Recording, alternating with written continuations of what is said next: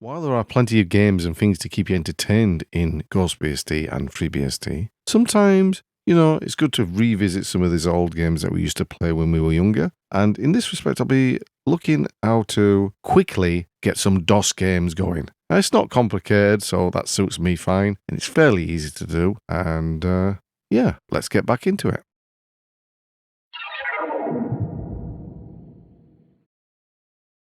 Right, so in order to install DOSBox, we need to go to the software station.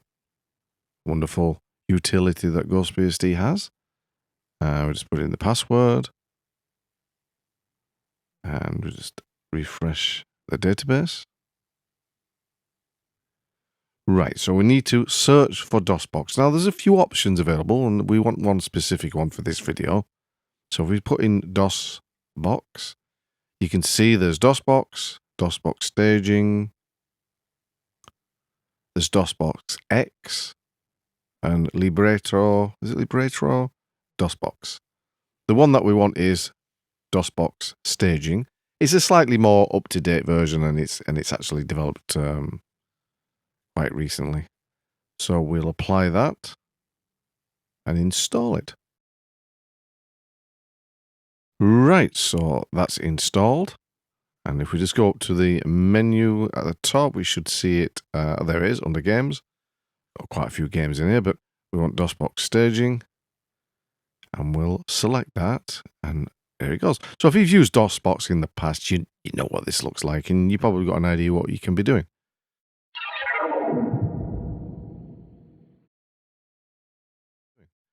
This is not a tutorial. There are other videos around which go into far more detail than I can and far more knowledgeable about it. I just know the basics and how to get some things going.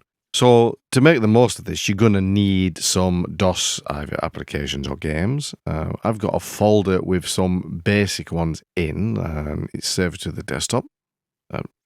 For now, just because then I know what it is. And it's here. I've got some GeoS, which is like an early WIMP environment, Ghost and Goblins, GW Basic, Quake, Word. Here's some basic things. I'm James Bond 2, which is an excellent game. Just play that on the Amiga all the time. So I'm just going to move that DOS folder with the games into my home directory, so it makes it easy to set things up. Where you put yours is up to you.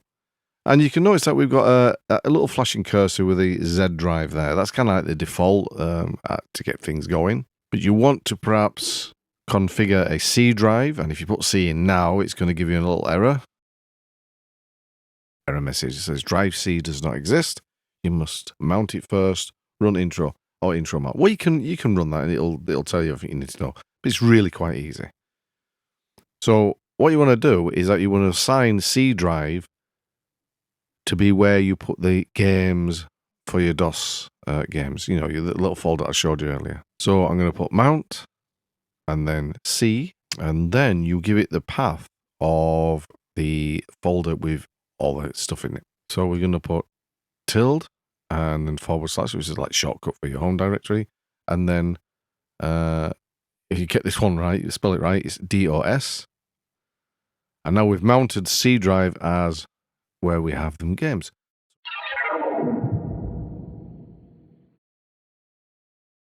So if I go into C and then directory, there are the games and applications I showed you. You can put more in there, you can put less in there, you can put whatever you want in there. But now that we've got it mounted, we can get things going. So the first one we're going to try is Word. It's because there's a little bat file at the bottom, you notice it. So if we just type in Word, it'll start it up. So there's Word in all its text glory. I love this. It's one of the earliest word processors I used, and it just looks great. And if you're curious, it is Word 5.5.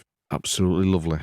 It's all right, the later versions of Word and all that, very nice, but there's something about this earlier version, it's just wonderful. Right, we'll type in hello. There you go. So yeah, so you don't have to run just games in DOSBox. You can run applications too. And you can even run Windows 3.1 or 3.11 or something like that. I haven't got that handy with me at the moment. I'm going to try and get it, but yeah.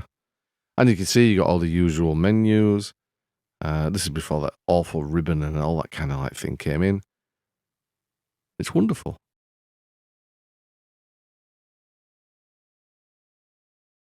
So yeah, very good. I'll just close that. And we don't want to save. So what else can we see? Well, we'll go back to directory and we'll have a look. We can have a look. Yeah, I know we'll do this one. We're going to change directory to Quake. CD Quake. So we're in the Quake directory. And to launch Quake, just type in Quake.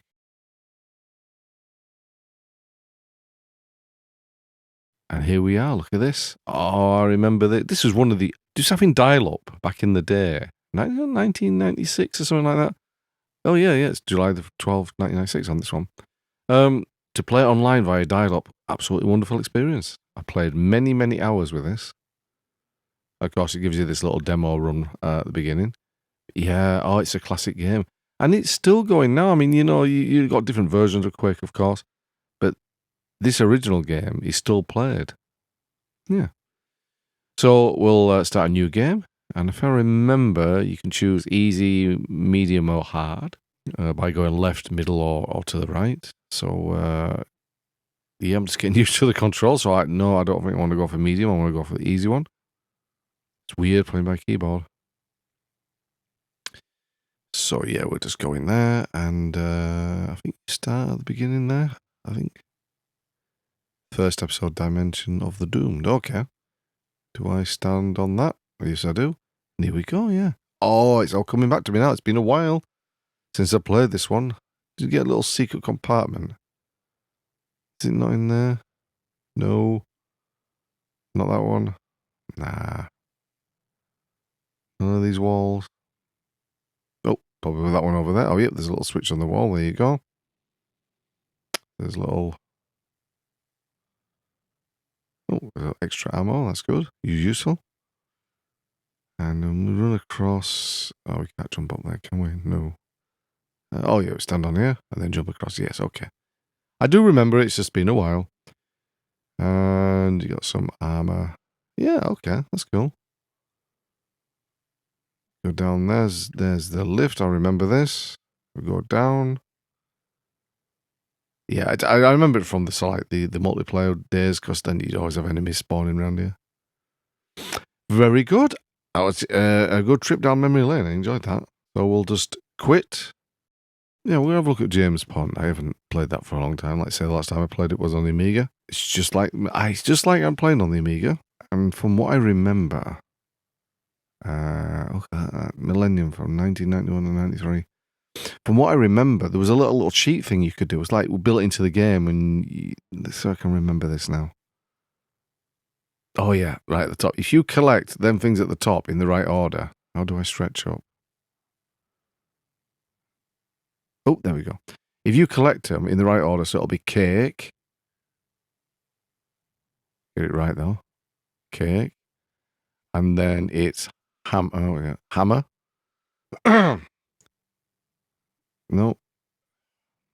Right to the left there. And then earth. And then apple. And then tap. It will activate a little invulnerability. I don't think it lasts forever.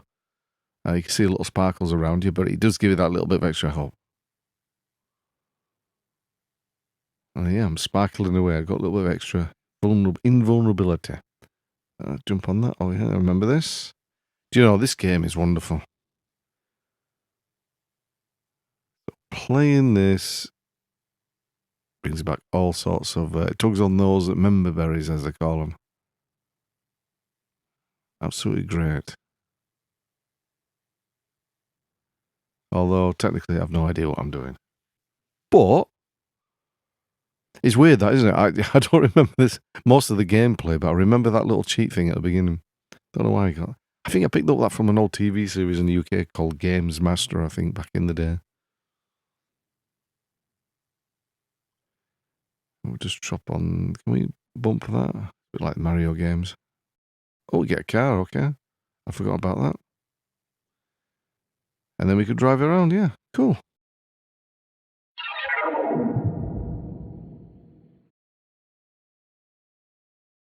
To change some of the configuration in DOSBox, you're going to have to go into... you're going to have to find a little configuration file. And it took me a while to know where it was. But if you go into your directory, your home folder, your home directory, and you change to view hidden files,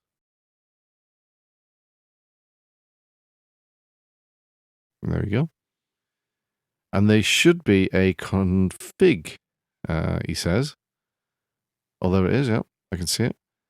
A little config directory with a little dot in front of it, because otherwise it would be hidden otherwise. And there it is.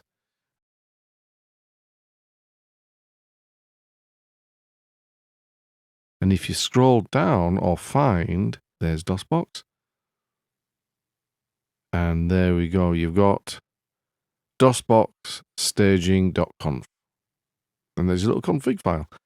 And in this wonderfully laid out file, with all the configuration options and plenty of switches and toggles and everything you need, I mean, it really is well documented. You can change what you think you want.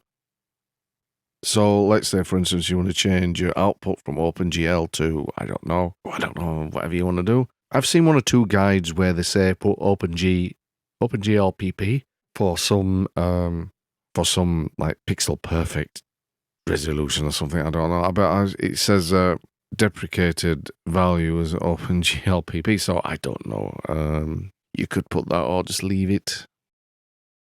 You can change it whether it's full screen. I'm going to change full screen to true. So when it starts up, it'll be full screen rather than just the window.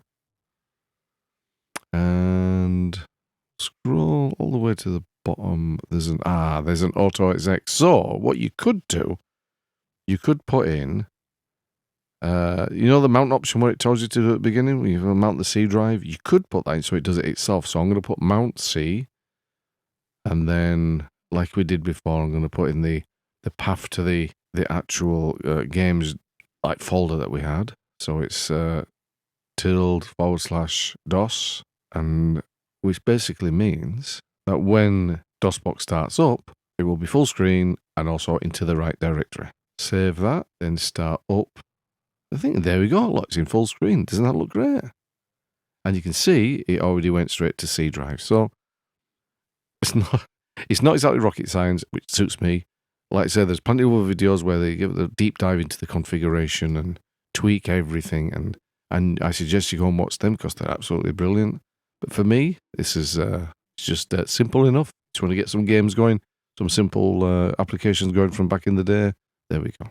So yeah, it's really easy to play some old retro games on GhostBSD and FreeBSD. Anyway, I hope you found this video interesting. If you did, please consider giving it a thumbs up. Helps me a lot if you do that. If you give one or two of my videos a thumbs up, then please consider subscribing. And if you do subscribe, then please hit that notification bell so it says all or something like that. So you never miss a video when I release them. If you really want to help the channel out, then please share this video. Leave a comment, because that also, that triggers the algorithm, so it gets more engagement and it kind of likes that thing. And yeah, we'll keep on going and we'll make on new discoveries and things to do in the FreeBSD and GhostBSD world. Anyway, thanks for watching, and I'll catch you next time.